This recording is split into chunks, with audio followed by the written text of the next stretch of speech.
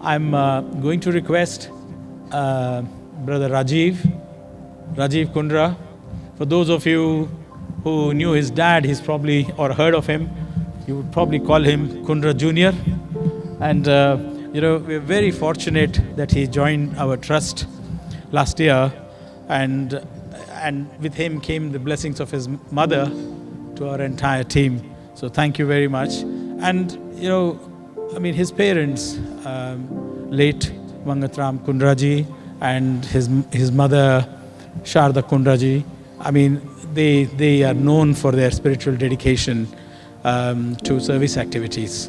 They were attracted by the universal teachings of Bhagavan Baba, and actually they don't talk about it, and we don't know much about it, but what they were involved in so many service projects which Baba was himself leading and guiding. And actually we all know that the North Indian canteen in the sprawling campus of Prashant Nilayam has been run by them, established by them. So we are grateful for getting us good food as well in the ashram. I'm sure he won't mind if I share a personal anecdote. When he was very young, I think probably in his early teens or something, he had this vision of God and vision of Lord Krishna in a battle armor. You normally see him in a blue light or with a flute and things like that, but he was fully in battle armor, and he just fell at feet of God, and he just wanted to be free. I asked him what happened. He said, I just wanted to be free. I just wanted to be liberated. And there he is. He's so humble. This is one thing that we've all noticed. He's so humble, just too humble sometimes. He'd do any task without being asked a second time. So Rajiv Bhai, wonderful that you have joined our trust, and we draw a lot of energy and confidence and smiles also from you. His jokes are very good. He supports West Ham. All right. Rajiv Kundra for you. Jai Sai Ram. Thank you. Sai Ram, first of all, thank you, Virubai, for that introduction. And if I ever need a PR guru, I know whom to contact. Virubai said I'm good at jokes, and then he said the guy sports West Ham. That is not a joke. I'm not a speaker. I've very rarely spoken before, but most of you knew my dad. Even he didn't really speak much. I think I asked him once when I was a child, why don't you speak? And he said, because Baba didn't tell him to. But I used to watch others and be in awe at how they spoke and with their devotion to Swami. Most of you, or many of you, I think, would have known my dad, know my mother, and his devotion, the level of surrender he had to Swami. My sister and I, we used to see that on a daily basis, and his devotion to Swami was not what you would see, it was what we saw every single day, every moment of our lives. Dad, the first contact, you could say, I had with Swami, or rather coming into the Sai thing, I think I was maybe 6 years old. Dad had come back from India, I think it was around 1972.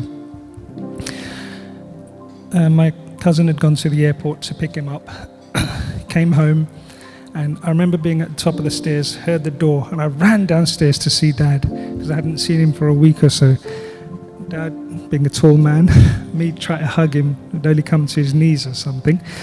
And I said, hello, Dad, like we would normally do.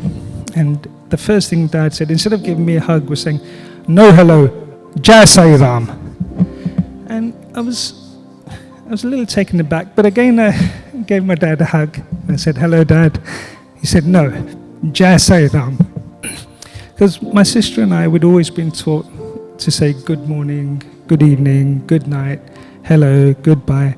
But now it was just Jai Sai Ram, not Sai Ram, Jai Sai Ram. So we found it a little, well, I found it a little tough in the beginning to say Jai Sai Ram. And normally I'd mumble Jai Sai Ram or something. My sister was very much into it. But within a few months we got used to it as everything changed for us and everything became focused on Swami.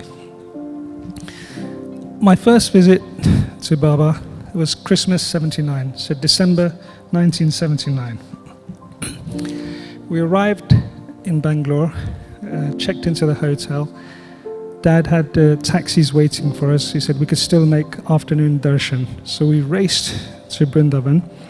Swami, the darshan had already started and Swami had already was out. We ran into the darshan area and the first thing Dad said, I still remember very clearly, is, "Inne sare log kitho aa gaye? Where all these people come from?" And we were right at the back, obviously, come late. And Dad says, "Look, there's Baba, can you see him?" And I was looking, thinking, I can't see him. But my dad asked me, I just said, yeah. But then a moment later, I did see him because Swami, we were at the back. Swami had almost completed his darshan rounds and was heading back towards his residence. And he turned around and waved like this. We all knew he waved at Dad. And I thought maybe Swami would turn around or Dad would then go to the front, but he didn't. But it was very clear he waved to Swami. Next morning, we went for darshan. In those days, it was first come, first serve. So if you were early and first in the queue, you would be first into the darshan area. So my dad made sure that we were first every single day, morning and afternoon.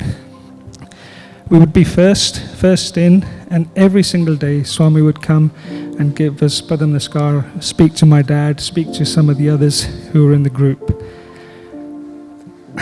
One day I slept in, woke up late. In those days, if you had a group, a few of you could come and reserve your space and your group people come and sit with you afterwards. One day we woke up late and we arrived at darshan line.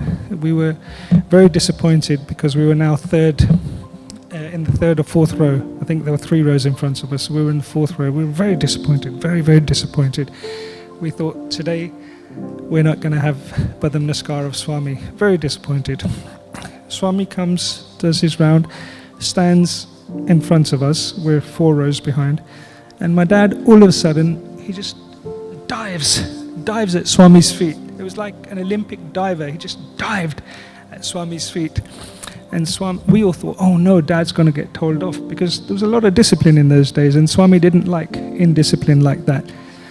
But instead of being told off, Baba patted my dad on the back, very loud. You could hear him pat him on the back, and he was very happy. He said something to my dad, which I don't remember now, maybe very happy or bahut khush hai or something, I don't remember. But everybody in our group, we were so elated that day. We were so elated because we were so dejected before that now Swami gave my dad Padam Namaskar and we felt that we'd all had his blessings. After that, we went to Puttaparthi. Swami went to Puttaparthi and we followed, and we had plenty of darshan, and we were very fortunate to have a couple of interviews in Bangalore and in Puttaparthi. Thereafter, I used to visit with Mum and Dad almost every year, every couple of years. Dad, of course, would go several times a year. I recall one time around the mid-80s, we were in an interview. Dad was there. I'm sure Mum and Seema were there as well, my sister. And Swami turns to me and he says, "I am your only friend. I'm your friend. And your only friend." What he was trying to tell me was, I had plenty of friends whom I was very close to. I thought they were my good friends, but Swami was telling me, no, I am your only friend.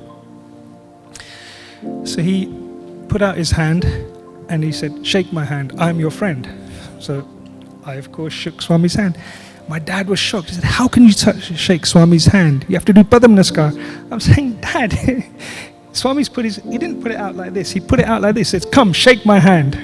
So, of course, I shook my hand, and my dad said, "Padam Namaskar Kal," like Dad was so, this guy, what is he doing? Teenage boy shaking hands. But that's what Swami asked me to do, and I was very, very happy to shake his hands and be Swami's friend. So my dad would say to him, because he said Swami is my mother and my father. So to me, I can say Swami is my friend. Many say it is important not to attach oneself to the physical form of a guru. But I used to find this difficult when we were in the physical presence of Baba and constantly aware of his humanness. So, for example, when we were in an interview room, Swami had gone into the inner room with some other devotees, and we were sitting in the outer room, and there was a curtain. I think this was Puttaparthi. So I peeked behind the curtain and I saw a bathroom, with the full bath, hand basin, toilet and everything. And I was thinking, this is God. Why does God need to go to the toilet? Which I asked my dad, and my dad says, "Chup kar." God, why does he want... I couldn't imagine God going to the toilet. But then I think in my sister, my dad found a perfect foil, because Dad was so involved in Swami, all thinking about him all the time. Anything, he just wanted, like a parent would to a young baby, their child, they just want to make sure the child doesn't have any issues. And my dad was like that. My sister would go out, she'd come back, "Dad, they've made a new razor." I'm talking about the 80s now. So Seymour would say, "I bought this razor for Swami." Dad would go, yeah, great. "Okay, Dad, they've made a new shampoo. I bought this for Swami," a new whatever it was. And Dad would take everything to Puttaparthi. So one time I went, Dad asked me to buy some shaving foam. In those days, everybody, the gentleman would remember, he had shaving foam which you'd put on and then you have to brush it in. So now you have foam or gel which you can just rub on. So that was new at that time. So Dad said, "Look, go and buy some shaving foam for Swami and toothpaste." So yeah, I went and came back from Boots, one can of shaving foam and one toothpaste. "Akiye, what is this?" I said, "Dad, you asked me." He said, "What's Swami going to do with one can of shaving foam?" I said, "Dad, one can will last months, and you're going every 2 months. We'll buy you another one next time." My dad didn't say anything to me. He called my cousin. He said, "Raju nu kuch nahi pata." Like, Raj doesn't know anything. "Mere vaste le ke aa. Go and buy it for me." So he went to the wholesaler, came back with cartons of shaving foam and toothpaste and all other forms of toiletries. This is the time when just Dad and I went to Puttaparthi. So we packed everything into holdalls. And guess who had to carry these 20 holdalls? I did. Anyway, long story, got to Puttaparthi, unloaded all the holdalls, took them upstairs to my flat. Me, nobody else, just me. Dad spoke to somebody, I don't know who now, and he said, "Yeah, take the things and leave them outside Swami's door, the residence. Not the Yuja Mandir, the old one where we had the interviews." Dad said, "Raju, like a jar." I said, "Dad, there's 24 bags." And this was summer, boiling hot. And me thinking, okay, I'm going to the mandir, I won't wear my shoes. And I'm walking all the way from our flat to the mandir, barefooted, on boiling hot concrete, almost half cursing my dad all the way. But I was very happy because I managed to get to Swami's door, out his bedroom door, and I put all the bags there. Next day, I think it may have been Guru Purnima, I'm not sure what function it was. Next day was a function, and Swami held darshan at the Purnachandra hall, a large hall which holds quite a number of people. Swami's giving his speech, and during his speech he said, "People come to me and they give me aftershave and shampoo, and Swami doesn't need this. Swami just needs your love. What am I going to do? Why does Swami want aftershave?" And I'm sitting there thinking, Dad, see, Dad, Swami's telling you off in front of 30,000 people, see? Plus my feet were still burning from walking on the concrete. So we go back to our room after darshan, and I said to Dad, I didn't raise my voice by by all means, don't think I answered my dad back, never. I said, Dad, Swami just told you off in front of 30,000 people, or however many thousand it was. My dad didn't say anything, and he just kept quiet. And then I felt bad. I thought, oh, my dad brought it with devotion. Perhaps I shouldn't have said anything. Next day, we had an interview in the morning. We sat down, as usual, took Brother Namaskar, and the very first thing in all of Dad's interview, Swami would say, Kya samachar hai? So Dad would speak to Swami. Then Swami turned to Dad and said, Ye toothpaste acha nahi hai. Baki sab theek hai. Shaving foam, shampoo, scent, perfume, sab theek hai. And I'm thinking, you just said yesterday, Swami. Then I realized that everybody else is not supposed to bring Swami his toothpaste or perfume or shampoo. My dad is the official supplier to divinity. Then Dad says, Swami said, this toothpaste, ye acha nahi hai. So at that time, a new toothpaste had come out, Crest, with the red and white stripe. I think many of you will be familiar, but it was new at that time. So Dad said, Swami said, ye acha nahi hai, mujhe Colgate acha hai. Colgate pasand hai. So, ladies and gentlemen, you've heard of the Royal Seal of Approval, and this is the only product I know which has the divine seal of approval. I don't have shares in Colgate. We are very fortunate to be awarded to serve a guru, and the pure humble pleasure it gives me and it gave my parents to serve God.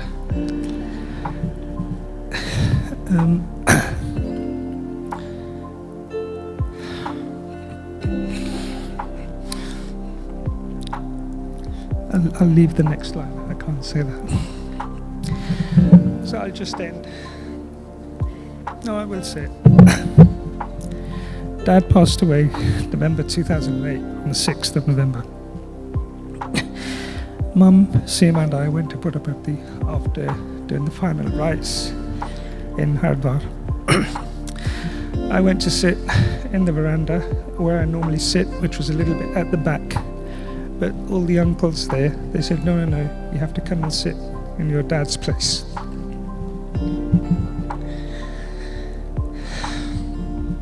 I sat there. A couple of times I would come and somebody else would be sitting there, and I wouldn't ask them to move. I would let them sit there, and I sat at the back. But ladies and gentlemen, every time I sat where my dad sat, Swami came to me. He gave me Brother Namaskar. He might have spoken to me.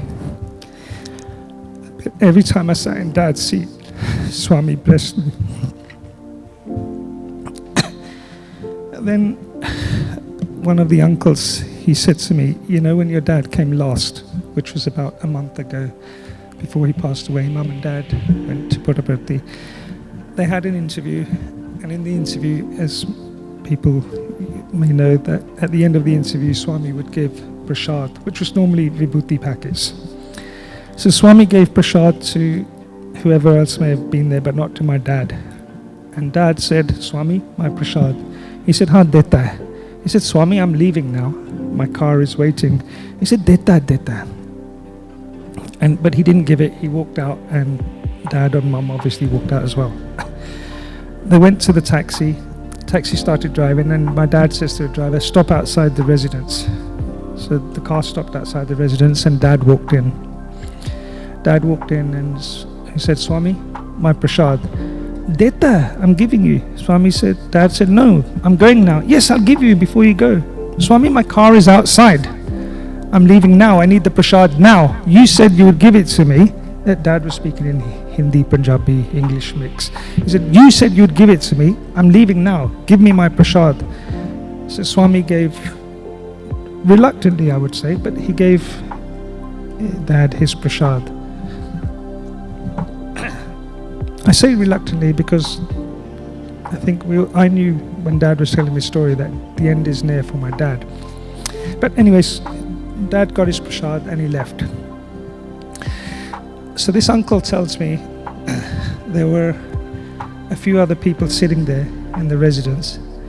And one of them turns to the other guy and says, "Who is this man? How can he speak to Swami like this?" So Swami heard. He turned around and said, "You do not know who this is? This is the King of England."